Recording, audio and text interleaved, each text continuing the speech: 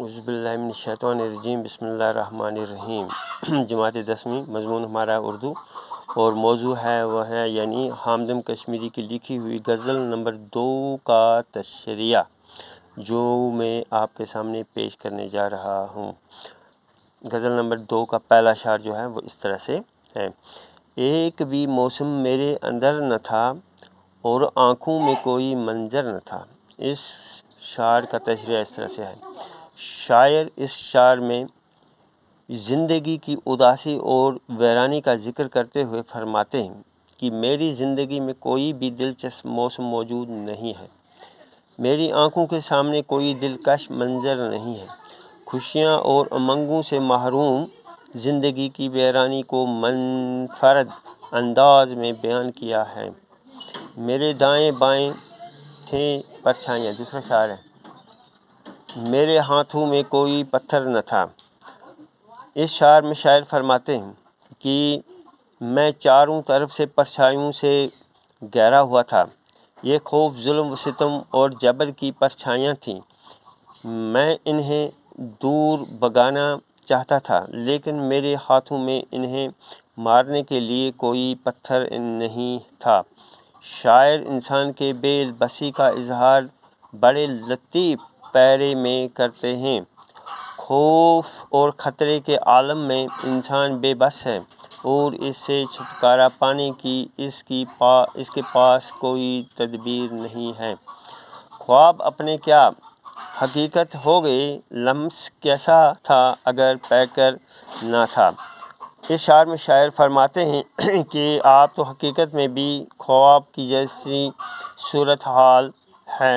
خواب میں ایسا ہو سکتا ہے کہ کسی ایسی چیز کو انسان چھو کر محسوس کرے جس کا کوئی وجود نہ ہو، لیکن اب تو حقیقی زندگی میں بھی ایسا محسوس ہوتا ہے۔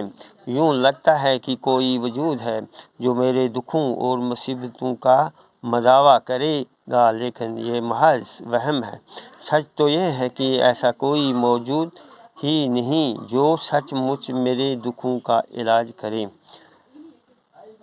چوتھا شعر ہے: چھا گیا تھا شہر پر افسوس کوئی، چاند جب نکلا کوئی چھت پر نہ تھا۔ اس کا تشریح اس طرح سے: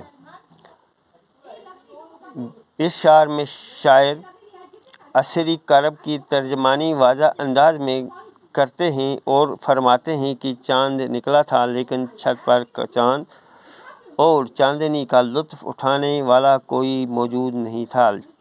چھت پر چاندنی کا مزہ تو جب اٹھایا جاتا تھا جب شہر میں امن و سکون تھا اور خوف و ہراس نہیں تھا، لیکن اب تو شہر پر پر نہ جانے کیا جادو ہو گیا ہے کہ زندگی کے آثار رہے ہی نہیں۔ اب خوف و ہراس کی وجہ سے چاند نکلنے پر کوئی چھت پر آنے کی جرات نہیں کر سکتا۔ پانچواں شعر: ایک صدا گونجی مقام میں دیر تک کیا تھا یہ ہمدم کوئی ورے پر نہ تھا۔ ہمدم کوئی کیا تھا یہ ہمدم کوئی در پر نہ تھا۔ اس شعر میں شاعر عصری کرب سے بھرپور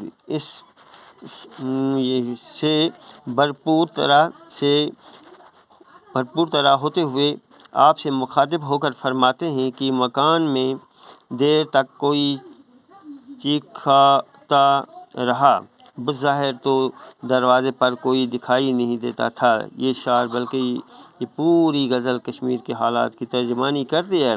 دروازے پر کوئی موجود نہ ہونے پر بھی گھر کے اندر چیخیں گونج رہی ہیں۔ بچوں، یہ ہوئے آپ کو یعنی حامدم کشمیری کی لکھی ہوئی غزل نمبر 2 کے شعروں کا تشریح جو میں نے آپ کے سامنے پیش کیا۔ اس کو بچوں یعنی غور سے سننا، پڑھنا اور اس کے ساتھ ساتھ کاپی پر لکھنا اور یاد بھی کرنا۔ باقی السلام، شکریہ، السلام علیکم۔